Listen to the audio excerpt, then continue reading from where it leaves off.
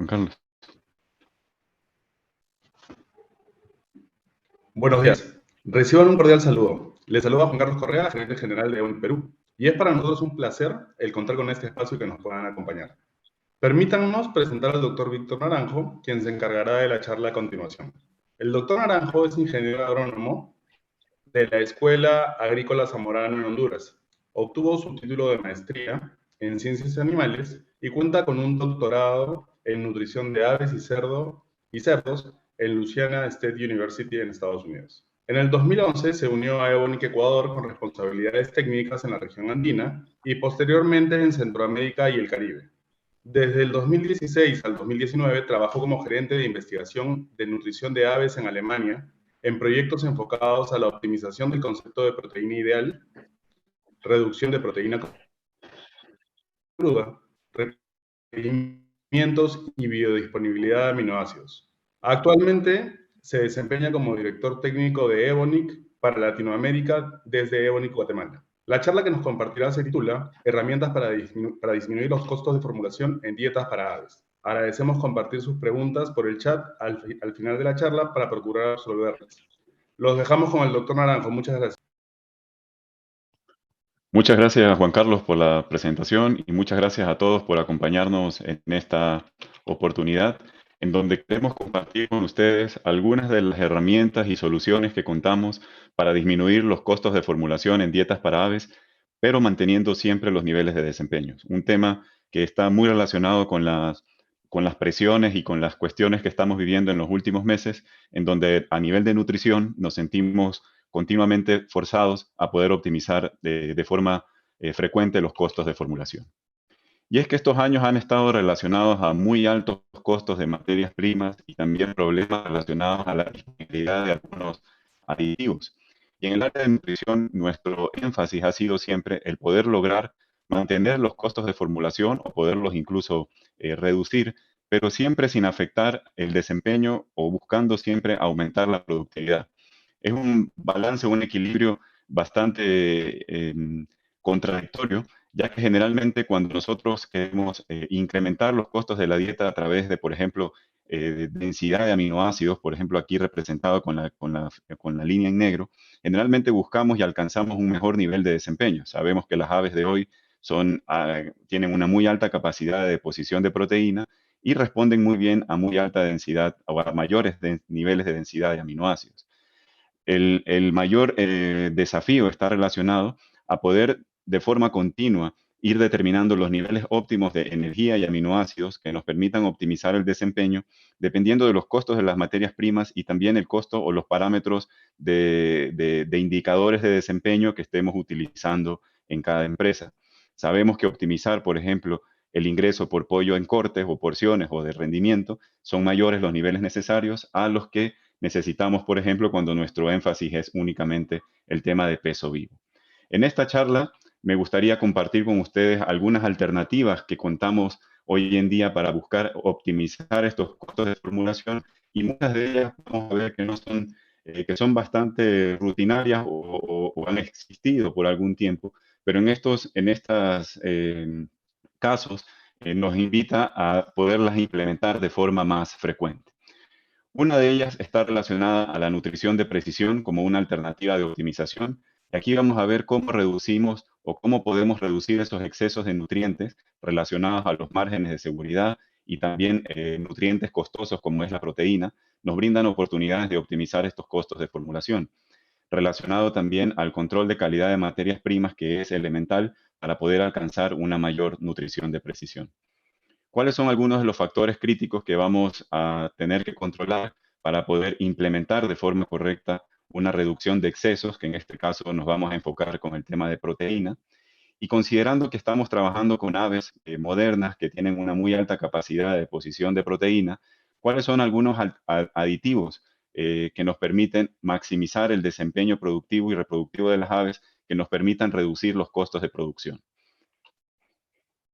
¿Cuáles son algunos de los beneficios que buscamos alcanzar a través de esta nutrición de precisión? Y este concepto ha ganado mucha popularidad, no solo a nivel de proteína y aminoácidos, sino que también estamos buscando alcanzar una precisión alrededor de la energía, que es el componente más costoso de la dieta, seguido por la proteína y el caso del fósforo, que son tres elementos que nos cubren la mayoría del costo de la formulación. Y buscamos continuamente evitar los excesos, porque incluso excesos de cosas buenas posiblemente nos causan también problemas en desempeño. Cada vez encontramos más literatura relacionada a eso. Pero ¿cuáles son algunos de los beneficios o cuáles son algunos de los desafíos que tenemos que podemos alcanzar a través de una mejor nutrición de precisión? Por un lado, todas las empresas están cada vez siendo más forzadas a poder reflejar o poder reportar todas sus iniciativas en el área de la sostenibilidad, que lo que busca es cómo podemos nosotros lograr reducir la cantidad de productos que genera nuestro ciclo de producción.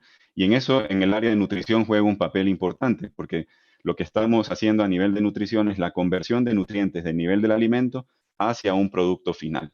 Todo lo que no se logre convertir va a ser eventualmente excretado al ambiente. Y esa excreción al ambiente tiene un impacto ambiental y económico. Y por eso alcanzar una mejor nutrición de precisión nos permite ayudar a temas ambientales, mejorando también la economía de nuestros sistemas de producción. Por otro lado, también necesitamos desarrollar sistemas que estén enfocados a lograr mantener una mejor salud de las aves, una mejor salud intestinal, un buen producto final y optimizando los costos del alimento. Y en estos casos, como hablábamos también, todos los excesos que el ave no logre retener a través del producto final van a ser costosos y también en algunos casos en deterioro de la salud intestinal. Se vuelven sustrato muchos de estos componentes nutricionales o nutrientes se vuelven sustrato luego para la proliferación bacteriana. Y esto en un contexto también donde el consumidor cada vez está exigiendo alimentos cada vez más inocuos o también con ciertas presiones al que sean libres de antibióticos y algo que también está ganando mucha popularidad o mucho interés de foco es el tema relacionado al bienestar animal.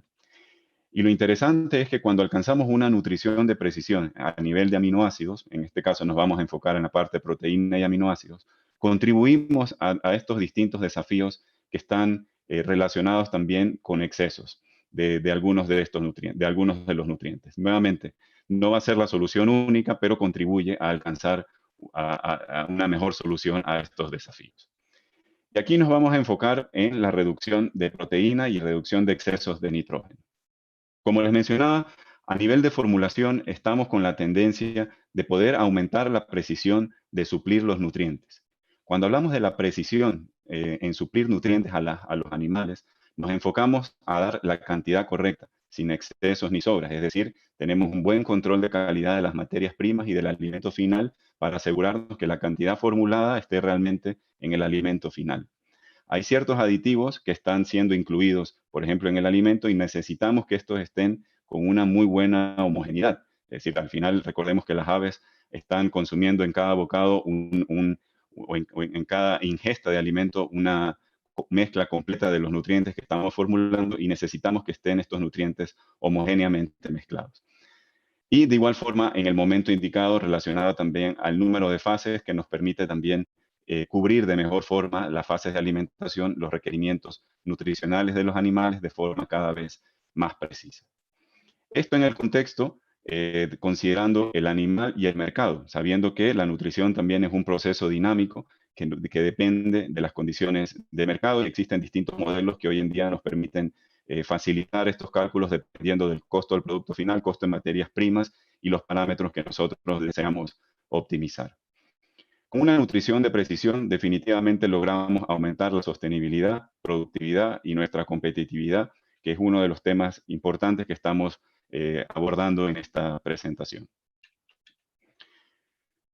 Si tratamos de llevar el concepto de nutrición de precisión hacia una ecuación muy sencilla, tomemos en consideración que por un lado tenemos el consumo de nutrientes y por el otro lado la retención de nutrientes. Lo que nosotros queremos hacer es maximizar la retención de nutrientes a nivel del producto final y que el consumo de nutrientes sea el nivel óptimo, es decir, que no haya excesos. Recordemos que todo lo que no se tuvo que retener va eventualmente a terminar como excreción de nutrientes. Y lo que buscamos es reducir la excreción de nutrientes. Tomando esto en consideración, la única forma de poder reducir esta excreción de nutrientes sería a través de una optimización del consumo de nutrientes. Aquí hablamos de una reducción, pero realmente lo que queremos mencionar es una Optimización del consumo de nutrientes lo que quiere decir es reducir los excesos, reducir márgenes de seguridad en materias primas, en especificaciones de requerimientos, y esto es solo posible a través de una buena confianza del control de calidad y una buena implementación de la frecuencia de actualización de nuestras matrices nutricionales. Una correcta valorización de los nutrientes o de las fuentes de nutrientes que estemos utilizando en nuestros programas de formulación. Hay distintos ejemplos, fuentes de metionina, minerales orgánicos versus inorgánicos. Todas esas valoraciones de biodisponibilidad que se hacen a nivel técnico y comercial son bastante importantes para poder contribuir hacia una nutrición de precisión. Y como les mencionaba, de igual forma, evitar excesos de nutrientes, y aquí vamos a ver algunos ejemplos relacionados al tema de proteína cruda. Esto nos lleva a la formulación de alimentos, que ya estaría a nivel de papel, y luego lo que buscamos es que esta retención de nutrientes sea maximizada.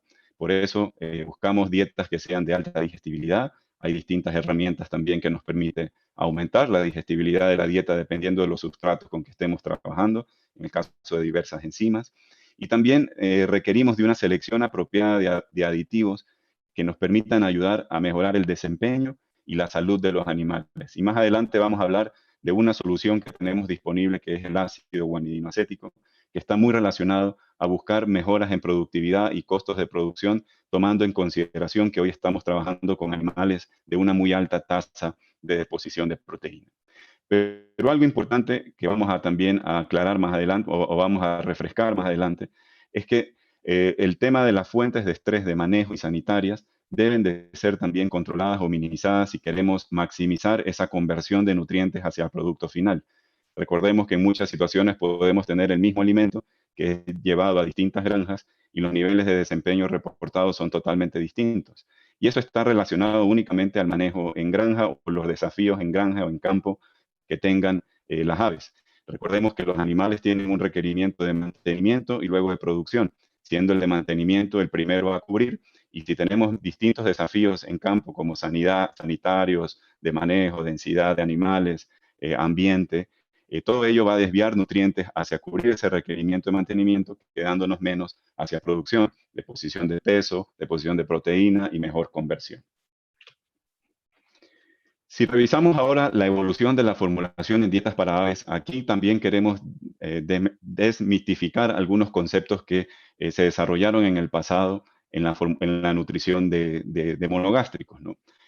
Antes de los años 50 se creía que la proteína era el mejor indicador del desempeño de los animales y se decía que animales que eran alimentados dietas deficientes en proteína no crecían ni se desarrollaban de forma correcta. Sin embargo, recordemos que la proteína no es más que un valor de nitrógeno por un factor de conversión de 6.25, que fue tomado de la referencia de que en promedio 16 gramos de nitrógeno están contenidos en 100 gramos de proteína.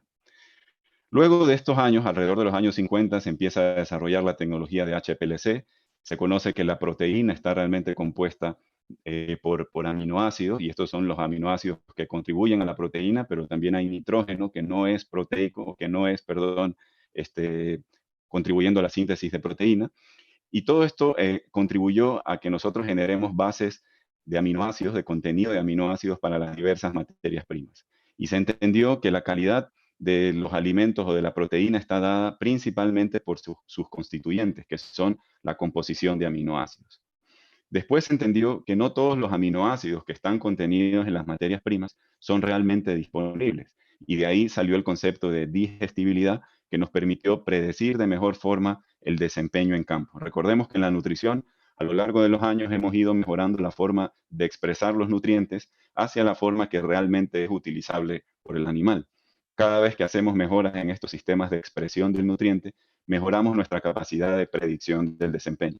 Por ejemplo, yo puedo tener una harina de plumas que tiene muy alta proteína y muy alto contenido de aminoácidos, pero cuando considero su digestibilidad, veo que la digestibilidad no necesariamente es alta. Y si yo hubiera formulado en aminoácidos totales, hubiera tenido problemas en predicción de desempeño que lo pude haber corregido al implementar conceptos de digestibilidad que hoy en día lo utilizamos de forma rutinaria. Y de igual forma, estamos ya aplicando en nutrición de aves y cerdos el concepto de proteína ideal, que establece que los aminoácidos son requeridos en un perfecto balance para maximizar el desempeño y minimizar el uso de fuentes nitrogenadas como fuente de energía. Y como ven acá en esta gráfica, a lo largo de los años han ido apareciendo de forma comercial los distintos aminoácidos como la metionina, lisina, treonina, valina, que nos ha permitido ir cubriendo de forma cada vez más precisa o al 100% del requerimiento las necesidades de estos aminoácidos. Hoy en día contamos con otros aminoácidos disponibles, la industria cuenta con otros aminoácidos disponibles como la isoleucina, la arginina, que ha permitido nuevamente esta continua reducción de proteína en el alimento. Si lo llevamos a forma práctica, ¿cómo es la implementación del concepto de proteína ideal? Cada empresa debe de establecer sus niveles óptimos de lisina digestible para las distintas fases de alimentación, dependiendo nuevamente costos de materias primas y también costos del producto final que deseen optimizar. No es lo mismo el nivel de requerimiento que yo quiero optimizar para peso vivo, o si estoy interesado en maximizar rendimiento en canal, o enfocado netamente en el tema de conversión, o reducir grasa abdominal. Dependiendo de los índices o de los parámetros que mi empresa esté enfocada en optimizar, establecemos nuestros niveles de lisina digestible y luego aplicamos nuestro concepto de proteína ideal en donde se ha establecido el requerimiento de todos los aminoácidos esenciales y no esenciales, algunos claves, en relación o en proporción a la lisina digestible. Una vez que nosotros controlamos todos estos niveles de aminoácidos esenciales y algunos aminoácidos no esenciales claves, podemos eliminar los mínimos de proteína cruda y el mínimo de proteína que vamos a alcanzar en nuestro sistema de formulación va a estar dado por el costo o costo de oportunidad del siguiente aminoácido limitante. Pero si mantuvimos un correcto balance, estaríamos de forma adecuada llegando al nivel de proteína que estaría posiblemente, que es posiblemente alcanzable con la disponibilidad de aminoácidos que tenemos hoy en día.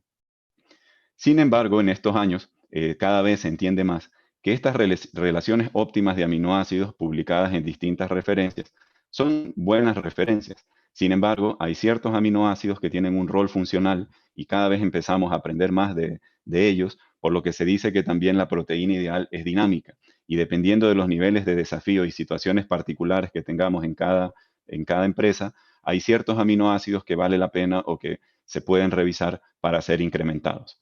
A modo de ejemplo, cada vez se ha conocido más, por ejemplo, el rol funcional de la treonina. La treonina está relacionada a la mucina que se produce a nivel del intestino, es un gran componente de algunas inmunoglobulinas. Y, por ejemplo, ante situaciones de desafío, se ha demostrado que las mayores relaciones de treonina-lisina son bastante óptimas para mantener el desempeño. ¿Qué esquemas hemos tenido a nivel de aplicación del concepto de proteína ideal? Y aquí les resumo los dos esquemas en que se han aplicado.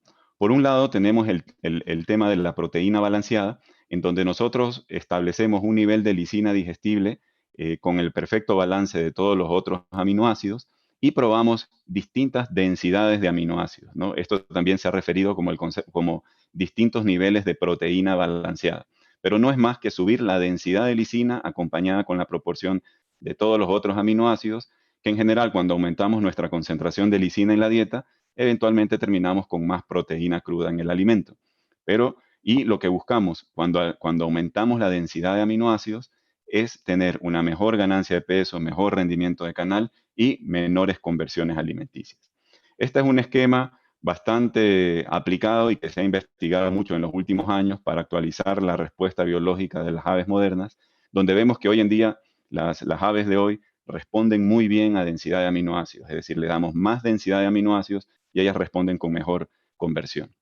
Pero nuevamente es una respuesta a la densidad de aminoácidos que en consecuencia nos lleva a más proteína, pero es más por densidad que por nivel de proteína. Pero cuando calculamos la utilización de nitrógeno, vemos que en general esta práctica, si bien es cierto, nos permite maximizar los desempeños, cuando calculamos la utilización de nitrógeno, esto se mantiene relativamente constante. Una vez que nosotros encontramos nuestros niveles de lisina digestible óptimos, ¿no?, para cada una de sus situaciones, la otra alternativa es optimizar los niveles de proteína para ese nivel de lisina digestible. Y eso es lo que se llama como el concepto de reducción de proteína. Y acá se los vamos a ejemplificar en donde estas tres columnas, por ejemplo, representan una dieta que está suplementada con metionina, lisina y treonina únicamente, y los otros requerimientos de los otros aminoácidos o siguientes aminoácidos limitantes, como se conocerían, están relativamente en exceso a la especificación, o están a la especificación o ligeramente en exceso. Estos niveles de exceso de aminoácidos son los que el ave no puede utilizar. Entonces, cuando nosotros suplementamos el siguiente aminoácido limitante, lo llevamos al 100% y miren que la cantidad de excesos cada vez se disminuye. Entonces, logramos optimizar los niveles de nitrógeno de la dieta, reduciendo así los excesos de proteína, ejemplificado acá con menor proteína, que generalmente lo alcanzamos con menores niveles de inclusión de harina de soya y la suplementación de los aminoácidos suplementarios. Esto lo que nos buscaría es optimizar los costos de la dieta, pero sin afectar el nivel de desempeño.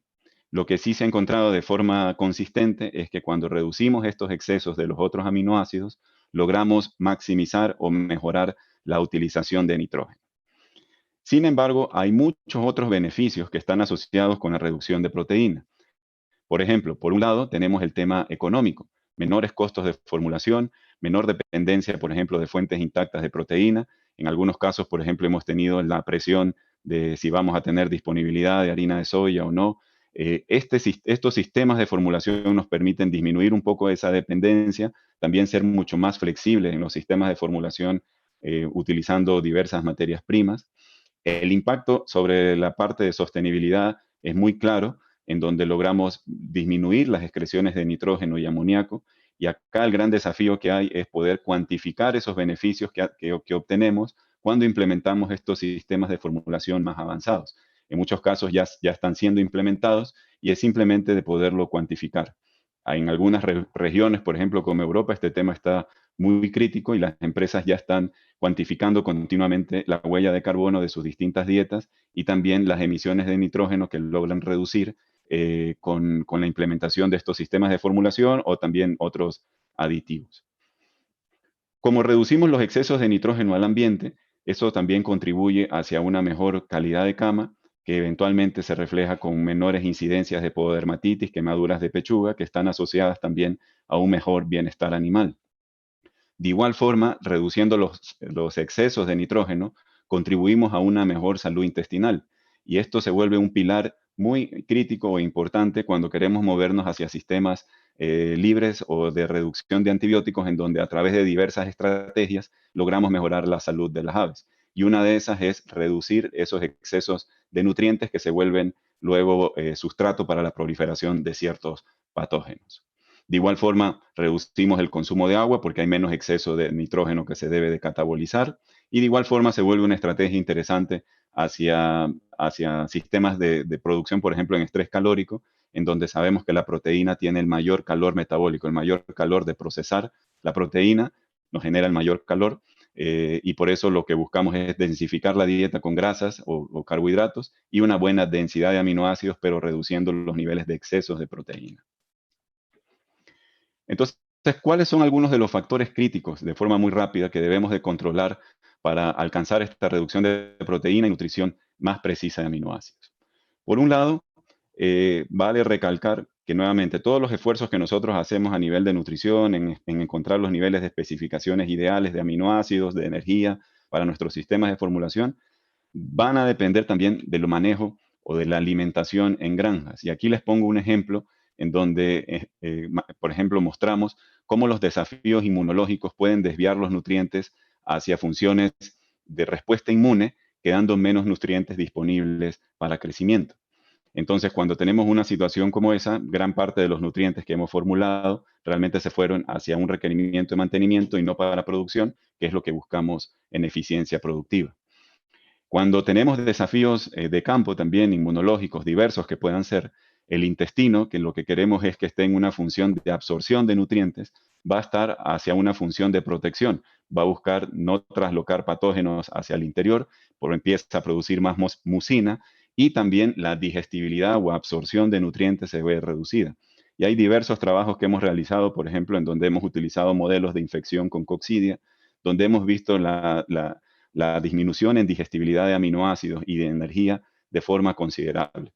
Lo que quiere decir que lo que formulamos inicialmente realmente no llegó al animal. Entonces, el tema del manejo de esta salud intestinal es importante y existen soluciones como por ejemplo los probióticos, que nosotros estamos manejando todo el tema también de soluciones de salud intestinal que permiten garantizar que lo que estamos formulando a nivel de nutrientes sea realmente utilizable por el animal.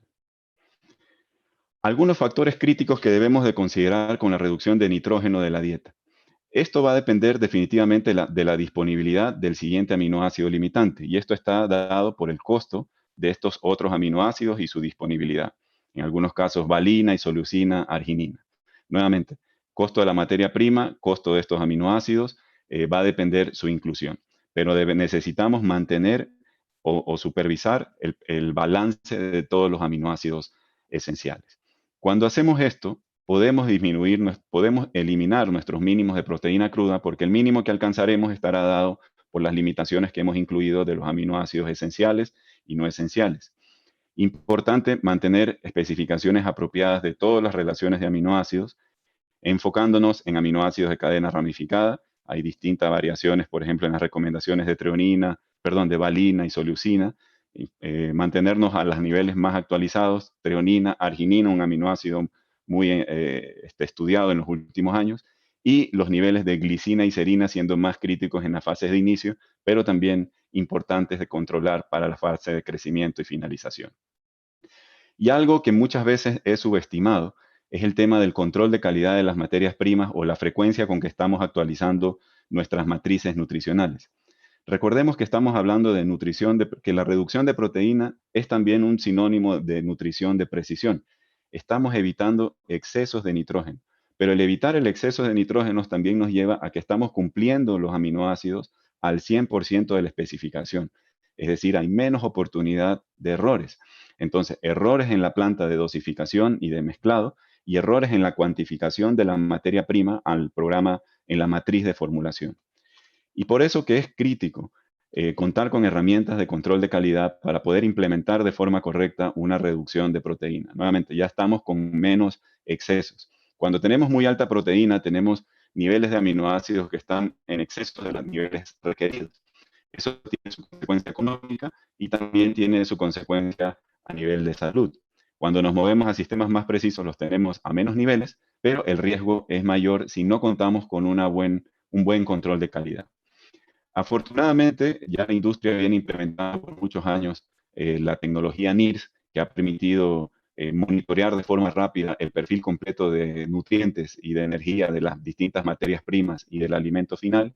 Y acá lo importante es mantenerse consistente con un sistema de calibraciones robusto, que ustedes confíen en las estadísticas de predicción y que sea bastante y que estén continuamente actualizadas para poder garantizar que la precisión de la predicción de estos contenidos de aminoácidos y energía sea el correcto. En nuestro caso, hemos venido trabajando con estas calibraciones desde el año 95, continuamente actualizándolas y poniendo a disposición de nuestros clientes, por ejemplo, todo el tema de alta precisión para la predicción de aminoácidos de las materias primas. Contando con esta información, es posible actualizar de forma frecuente las materias primas y de igual forma hay ahora también nuevas tecnologías como los equipos portátiles, por ejemplo, para empresas que todavía no cuentan con un equipo de mesa, que también permite monitorear esta calidad de las materias primas. Pero ¿por qué es tan importante monitorear de forma precisa estas materias primas?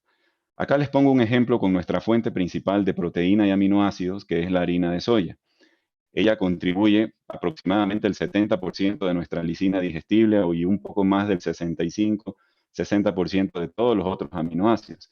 Es decir, cualquier o sobreestimación que nosotros hagamos en la matriz nutricional de la harina de soya va a impactar sobre el nivel final que tengamos en el alimento.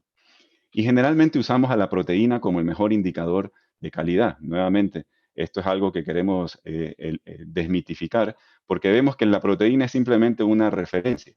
Acá tenemos un ejemplo de datos analizados en Latinoamérica, en donde una soya de 47% tiene niveles bastante variables en el contenido de lisina total. Nosotros al momento de formular, si formulamos basados en aminoácidos digestibles, la moneda real del costo de formulación es la lisina o los aminoácidos y no tanto la proteína.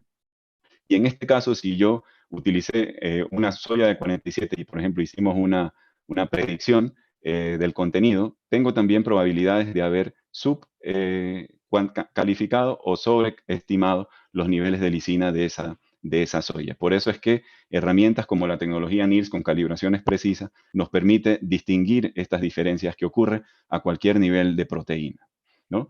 Y entonces, y esto está muy bien establecido y se debe a diversos factores, como por ejemplo el tema de calidad de procesamiento, variedades de soya, orígenes, pero lo importante es poder cuantificar los niveles de aminoácidos, porque vemos que la proteína no es necesariamente el mejor predictor del contenido de aminoácidos de las harinas de soya o de diversas materias primas. Hablando de nutrición de precisión, hay otro nivel de optimización. Sabemos, por ejemplo, que las harinas de soya están siendo sometidas, o los productos de soya son sometidos a un procesamiento térmico. Y una de las grandes preocupaciones que tenemos a nivel de formulación es que no haya un sobre o subprocesamiento. Cuando hay un subprocesamiento, generalmente tenemos niveles de inhibidores de tripsina alto, que cuando analizamos la digestibilidad de aminoácidos de esas soyas, encontramos que la digestibilidad de estos aminoácidos disminuye. Por otro lado, cuando tenemos un sobreprocesamiento de la materia prima, de la harina de soya, por ejemplo, acá representada como menor lisina reactiva entre lisina total, quiere decir que más lisina se degradó o se unió a una reacción de Maillard, a un azúcar libre reductor, tenemos que también la digestibilidad de esa lisina disminuyó. Y recordemos que la digestibilidad de los aminoácidos también varía dependiendo de los grados de procesamiento. Y el grado de reducción de digestibilidad no es lo mismo para todos los aminoácidos. Afortunadamente, hoy se cuenta también con herramientas a través de la tecnología NIRS que nos permite hacer estos ajustes de digestibilidad dependiendo del grado de procesamiento de esa harina de soya. Acá les muestro un ejemplo de 4 orígenes de harina de soya que fueron compradas al 47% de proteína, pero cada una analizada. Una de ellas estuvo ligeramente por debajo, pero todavía en especificación de este 47% de proteína, y los cálculos de energía que se realizaron con cada uno de ellos. Miren la variabilidad de los niveles de lisina total, 289, 292, 289 y 285. Yo pude haber mantenido una matriz de 285 y en este caso estaría cubierto a nivel de desempeño. Sin embargo, aquí perdí grandes oportunidades de haber optimizado mis costos de formulación, como se reflejan acá en este ejemplo acá de los costos de la dieta en euros por tonelada, donde la utilización de una harina de soya con mejor perfil nutricional nos permite optimizar los costos de la dieta. Por ende, el control de calidad de las materias primas y el alimento final es esencial para una nutrición precisa de proteína y aminoácidos. Y nuevamente acá lo que no está definido no se puede medir y lo que no se mide no se puede mejorar.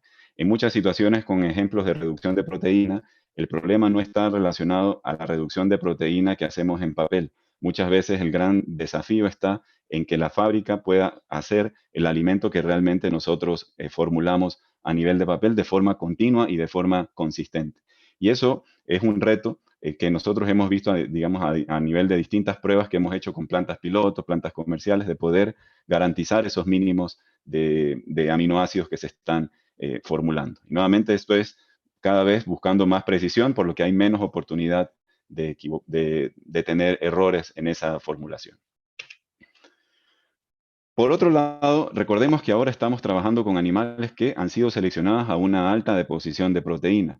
Están ganando de forma del desarrollo genético, es impresionante, están mejorando en 2 puntos la conversión de forma anual.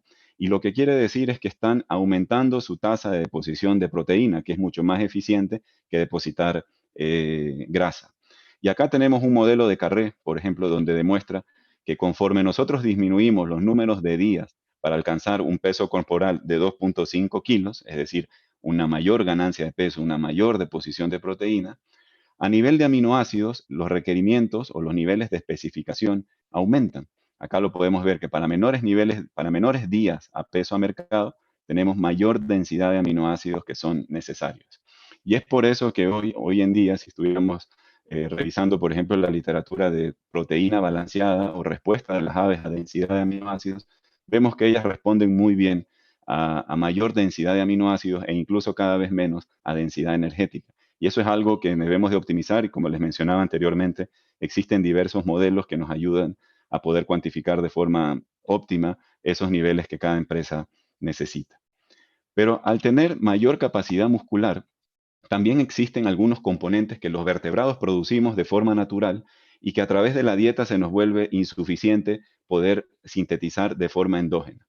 Si tomamos una analogía, por ejemplo, de las aves modernas con los humanos o los deportistas élite, generalmente muchos de los deportistas élite se tienen que suplementar, por ejemplo, con creatina para aumentar sus reservas de energía de alta disponibilidad.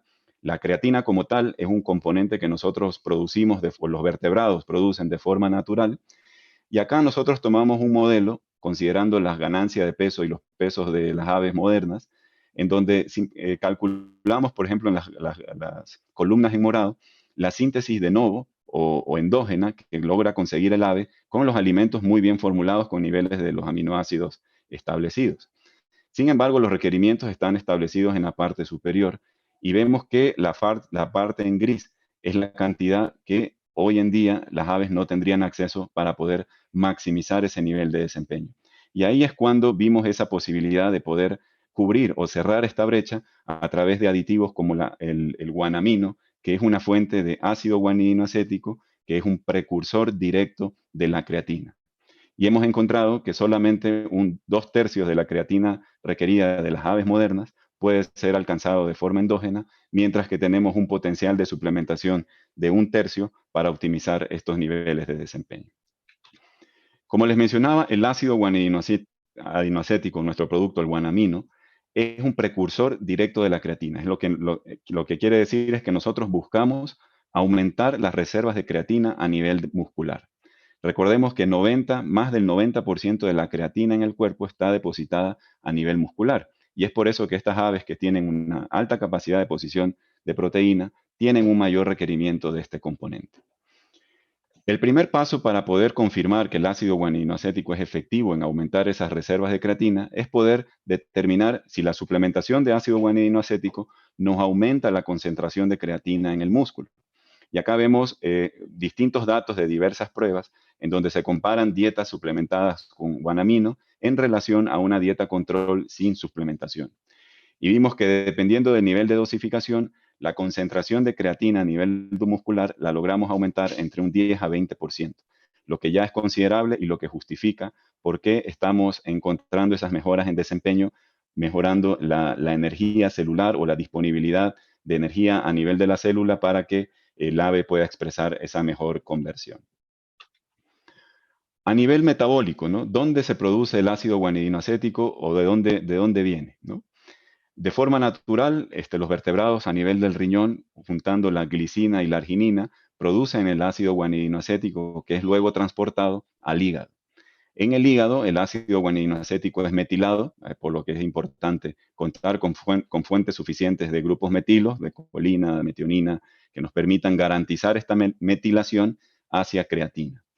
Luego la creatina se mueve hacia el músculo, donde están nuestros mayores niveles de reserva, pero importante mencionar que esta creatina también está disponible en el cerebro y en algunas otras funciones, o es requerido por distintos otros mecanismos inmunológicos y también de reproductivos que necesitan este sistema de energía de rápida liberación. Y lo que hacemos es aumentar estas reservas de creatina fosfato para poder estar intercambiando con el sistema ATP-ADP para garantizar una buena disponibilidad de energía inmediata. Lo que nosotros hacemos con guanamino es aumentar el suministro del ácido guanidinoacético de forma directa para aumentar estas reservas de creatina.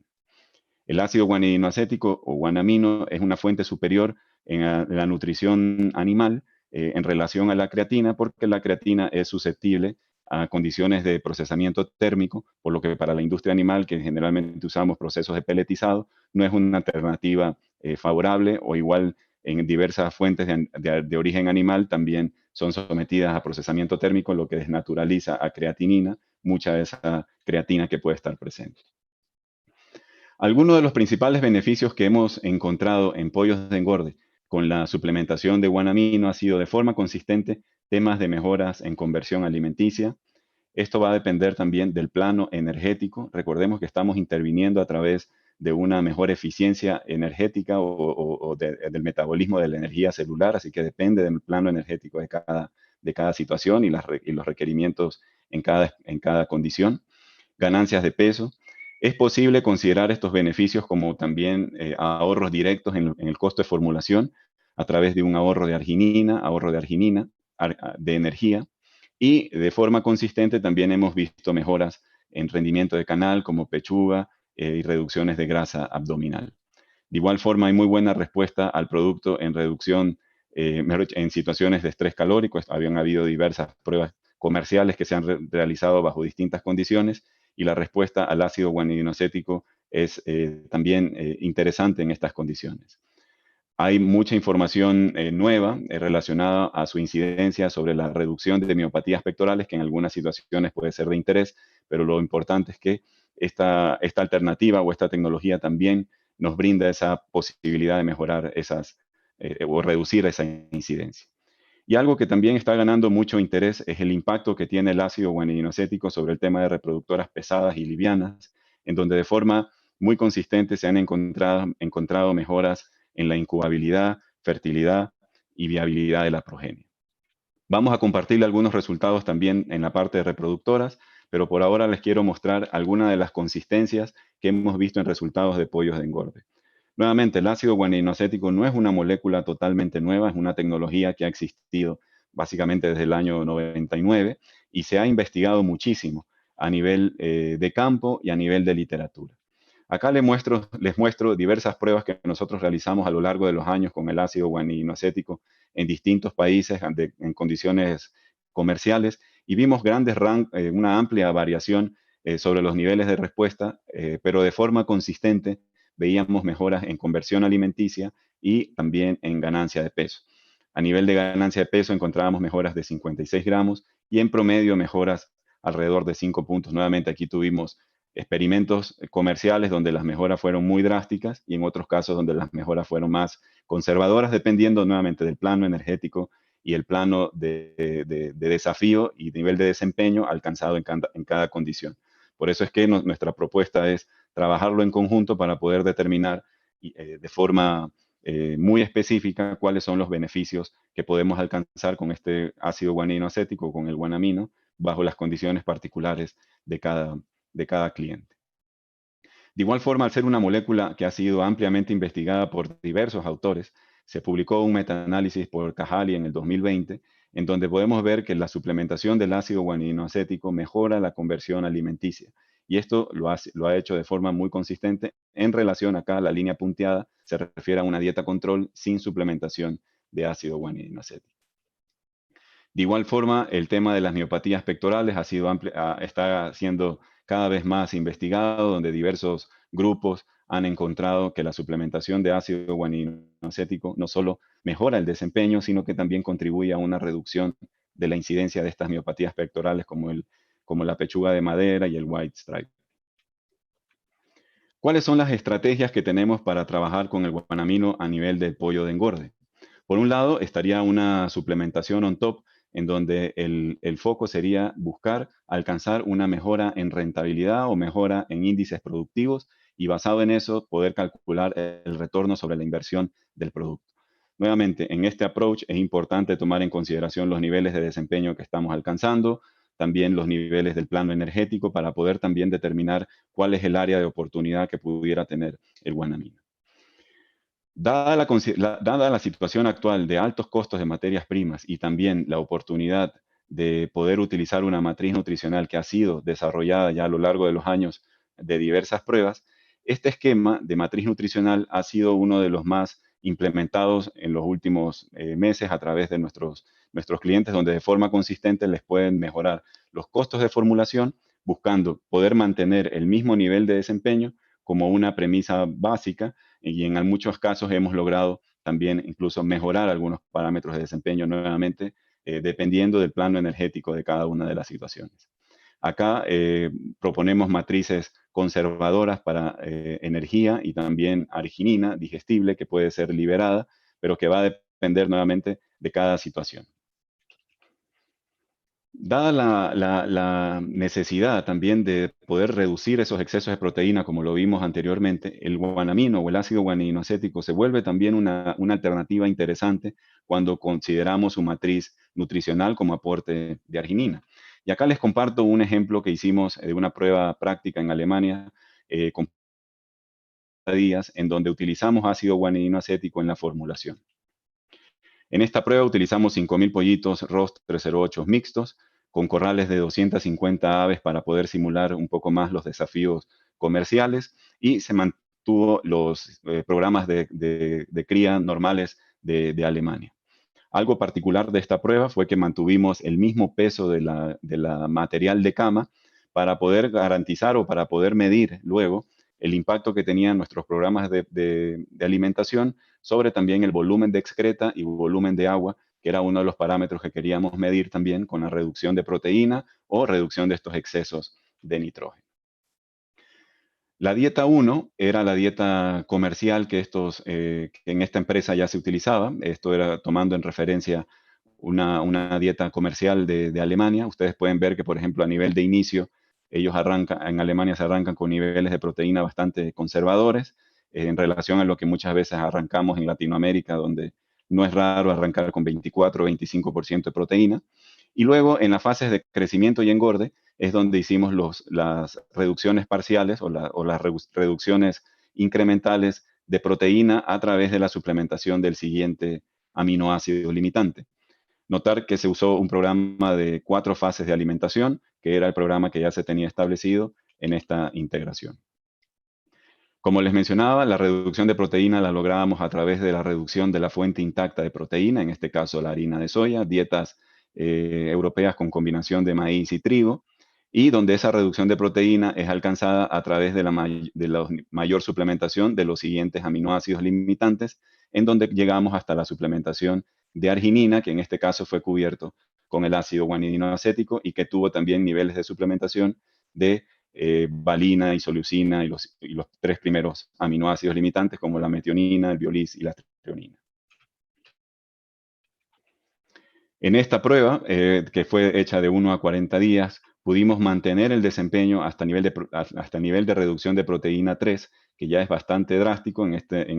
A nivel más bajo posiblemente estuvimos ya deficientes en algún aminoácido no esencial, en donde ya vimos que ligeramente empezamos a ver un incremento en la conversión. Sin embargo, hasta estos niveles logramos mantener de forma consistente la conversión alimenticia, y de igual forma la ganancia neta fue maximizada a través de esta formulación con menores niveles de proteína.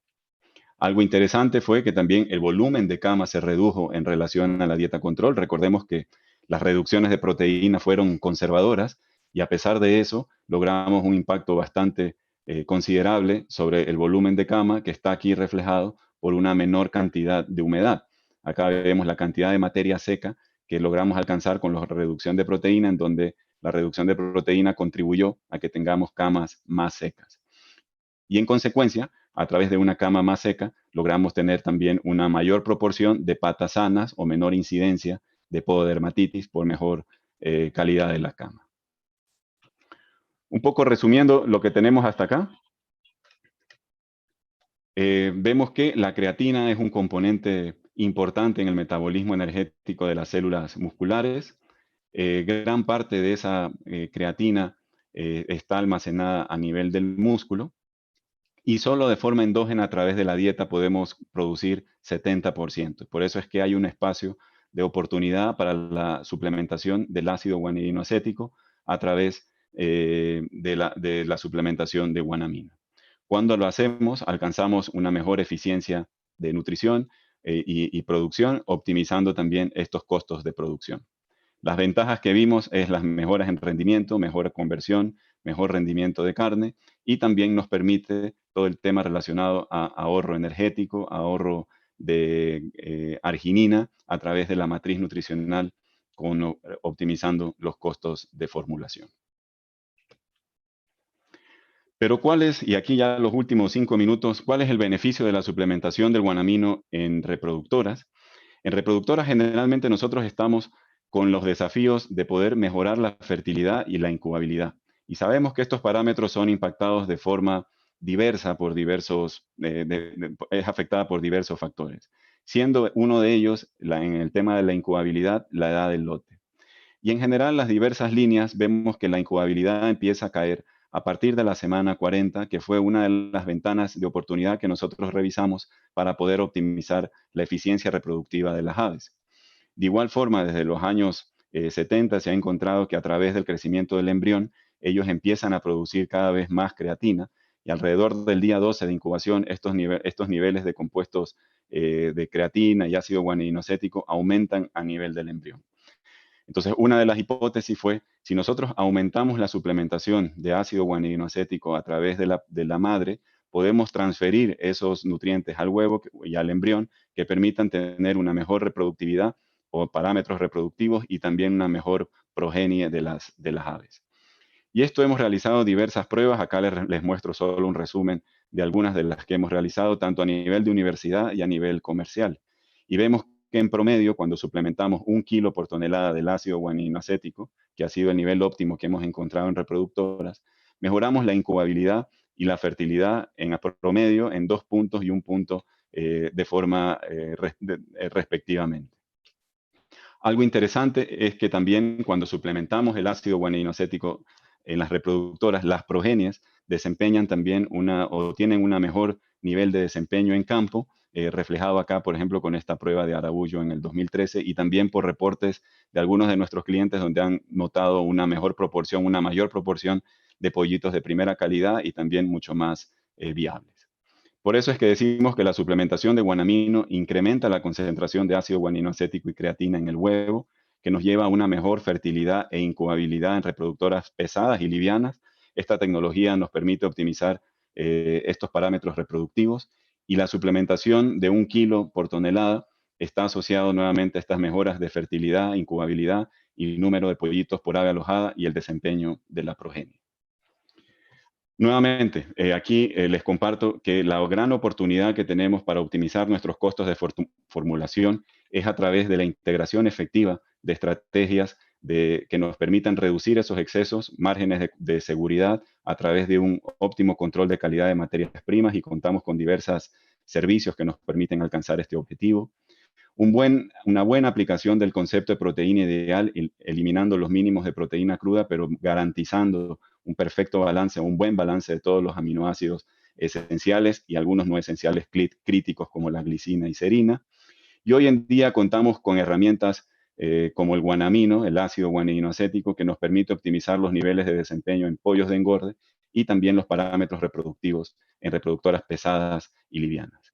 Y es a través de la integración de conceptos de nutrición, producción animal y salud animal que logramos optimizar nuestros costos de formulación. Con eso, les quería agradecer por la atención y quedamos siempre a sus órdenes. Muchas gracias por la atención. Muchas gracias, Víctor. Tenemos algunas preguntas. El señor Rolando Moncada Montes consulta hasta qué punto o nivel de inclusión se podría llegar con el uso de lisina, metionina. Juan Carlos, no te escucho.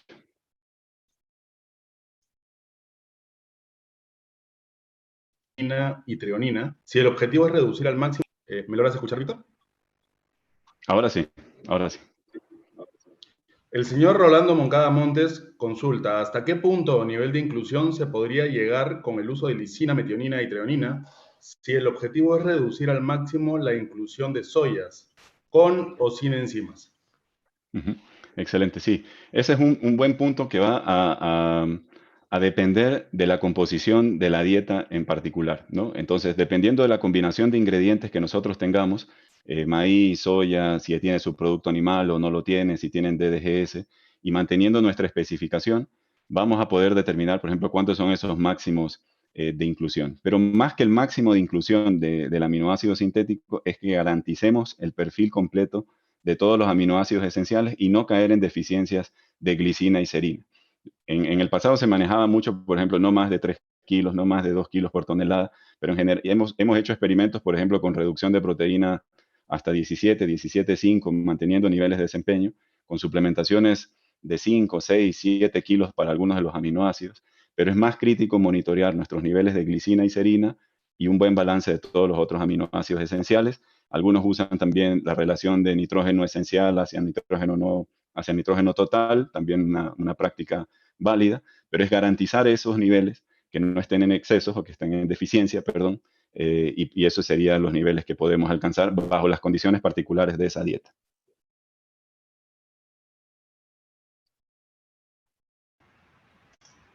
Muchas gracias, Víctor. Por respeto al tiempo que tenemos disponible, hay algunas preguntas que han quedado pendientes, las vamos a procurar absolver directamente con las personas que han hecho las consultas. Les agradecemos el tiempo y esperamos que la ponencia haya cubierto sus expectativas. Los esperamos en nuestra oficina virtual, ubicada en la zona de auspiciadores, donde podrán explorar a mayor detalle nuestras propuestas, así como contactarnos para consultas específicas en las que podamos colaborar. Que tengan un buen día y que disfruten el Congreso. Muchas gracias. Gracias.